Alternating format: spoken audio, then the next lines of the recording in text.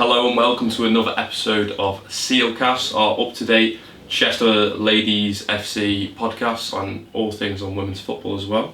Today I'm here joined with Connor Franklin and Will Strachan. How are you doing? Well, thank you. Yourself? Good, thank you, mate. Very good as well. And today we're just going to have a nice little recap on the season so far and where they can go in the future. So they're currently sitting 7th in the league with 4 games in hand. How much wiggle room do you reckon they've got this year? It's a very tight league in themselves. I spoke to the manager a couple of days ago and he said he felt a lot of the teams are in false positions due to, obviously, especially Chester, they've got 4 games in hand, so there's definitely potential. If they could win them 4 games, they can really cut the gap. But there isn't a massive gap in terms of league position for themselves. But yeah, I definitely think there's some wiggle room there for them to definitely push, but it'll be tough being roughly 10 points behind the leaders. Yeah, that is a big one because they're on 33 points at the top of the league. 20. Volton Vix, if I'm correct. Yeah. And so it's going to be very tough for them to get there, but I think with enough time they can get up the table. But it's early in the league so far, 100%. Their last game against Chester, against Royal Phoenix, 1-2-1. Will, what were your thoughts on that? Good one. I mean, like you just want to say there, you guys talk about the league. 4 games on is massive. I mean, obviously it's going to be a stretch to win them all if they can't at 12 points. And also, the big one is against top of the league. If you can go there or have them come to you and win, obviously you're stopping them getting any points, and you're getting them yourself. So those are going to be the important ones. And there's loads to go, like I said, it's early days. Yeah, 100%. Also with them scoring goals this year, they're on goal difference of 3, 16 conceded, 19 goals. Do you think they could be doing more in the goal scoring concerns? Yeah, for sure. I mean, you always want to score more goals, and you just make your job easy if you're scoring goals for fun. So I'm sure they'll want to improve that. I think as well, the top of the league are scoring loads. They've got an insane goal difference, so that's one thing you'd want to try and improve to get to their level. Of course, it makes it tough with only one going up as well. So yeah, that's for sure one of the areas I think that they would want to improve in. I'm joined here with Chester FC women's head coach Calvin Williams. And how has the season gone so far in relation to your expectations at the start of the season? It was a bit very tough, very tough. In the sense of we lost players like Molly Wood, we lost the players of Charlotte Locke, Charlotte Randalls. And even this year, rolled into this year, we've lost a few more, like Kim Sands, which was our captain. We've lost Rachel Lloyd. The list kind of grows a little bit, doesn't it, there?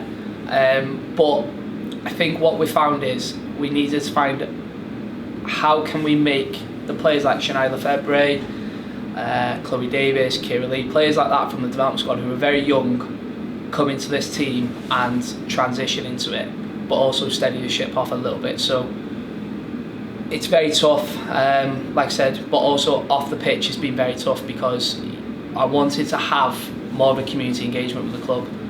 So 200 fans at games now, it's really good to see. It's nice to have people coming along and asking me for an autograph. Don't get me wrong, it's a bit cheesy at times. I love it though, I love it. I think you feel like a bit of pride and a bit of community. You feel like you're responsible for a big club, and you feel a bit of a role model. So that there's a lot of transition to it on and off the pitch, but I think it's something that we could be really proud of this year. But it's been very tough at the same time. Yeah, 100%. But they have shown in games that they can put teams to score. They've scored 5 goals on 2 occasions.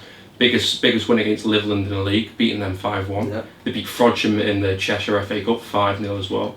So it's 100% possible. But then they've won 5 games, lost 2, no draws in there though at all, which that can be seen as a good thing. But then with these tighter games, they are losing them. With St Helens, I want to point out specifically, lost that 1-0 unfortunately. But 100%. And do you think it's possible for them to actually get promotion realistically? Nothing's impossible, but exactly 20 point gap is a massive mountain to climb, especially when you've got the likes of a team of Polton Vix's quality that have won 11 on the bounce. 11 and no draws, no defeats, and a goal difference of 38 is astonishing. They're perfect. Yeah, they are doing unbelievable stuff. But Chester have got 4 games in hand. They play Warrington on Sunday, who are 10th, which, again, the manager said to me in his interview that he felt it was a false position, which, if they could go and get 3 points, that puts them up to 2 points behind 5th, and then you put another 3 games in hand. It becomes very tight in that position. If they can definitely be fighting for the top 3. I think number 1, unless a massive landslide of defeats happens, I think it is a little bit out of their hands. But they definitely are within that chance of getting in the top 3. I think if they can keep pushing like they are. They definitely need to submit with the league leaders to go wrong.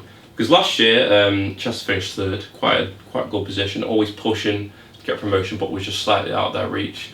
I think, look, anything can happen in football, but this year, it might just be a little bit too difficult. And how do you feel on the big goal scorers, Chloe Davis and Chloe Adley? How do you think they're performing as well this season? Promising. I think they've both been quite clinical in front of goal this year. Definitely going to need that. If they're going to be pushing for these top places, they need these top quality finishers. But yeah, they just need to keep doing what they're doing and continue with that form. We see them in training week in, week out, working so hard on finishing, and I think it will definitely produce towards the end of the season. I don't know whether you agree as well. Yeah, I mean, we just spoke there. We want to see more goals all the time, but those are the 2 at the moment which are putting it in the back of the net. That's all we can ask for, really. I mean, the tough thing is that only 1 go up tonight from the league, so usually you hope even if you can sneak in 2nd, and like you said, 3rd last year, 3rd out of 12 is a good position, but if you're not winning the league, you don't get a lot for it. So that's the issue. There's no reward at the end of the day, because it's what they want to do. They want to. They're a recently formed team in 2015, but it's a very young football club. Yeah. They haven't had a lot of time to really go up the leagues. So I think in time they will go up the leagues because there's a big club, one city club, and I think they'll do really well. I think a lot to do with it as well is the youth aspect of the whole club in general. You look at the manager and he's only in his 30s, and then you've got players that are just at 18. It's inexperienced, and it's exciting to see that players are blemishing at the top of their form to be able to be in the Division 1. It's really impressive to see a club of this stature be in that position with some top clubs. You've got Wigan, you've got St Helens, Warrington, Macclesfield. These are big clubs in Britain, and it's really, really good to see them even competing with such sides that have had such history. So yeah, it's really good to see. They've got the support as well, haven't they, from the men's team? Like Ryan said, one city club, home games at the men's stadium as well now. So. And when they're bringing 150 to 200 fans attendances, it's really good support. It's like you got a 12th man. Yeah, 100%. Especially at the level they're playing at as well. They're doing very, very well.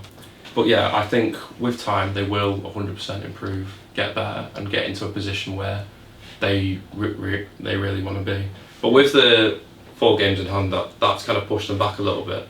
But it's not confirmed, is it? It's not confirmed that that's going to be 4 victories at all. That's the tough thing about it. I mean, so you speak to some managers and they say you'd rather have the points in the bag, wouldn't you? But it does also present an opportunity, even though you look like you're lower down in the table. If you can string a few wins together, you can push right up. You can rise up, because they're in like 2 points off 6, and then they can stack those up, and then they'll be right in there 100%. Yeah, exactly. Well, I think that's all we've got for today. I hope you have enjoyed the podcast, and we'll see you again next week. Thank you very much. Thank you very much.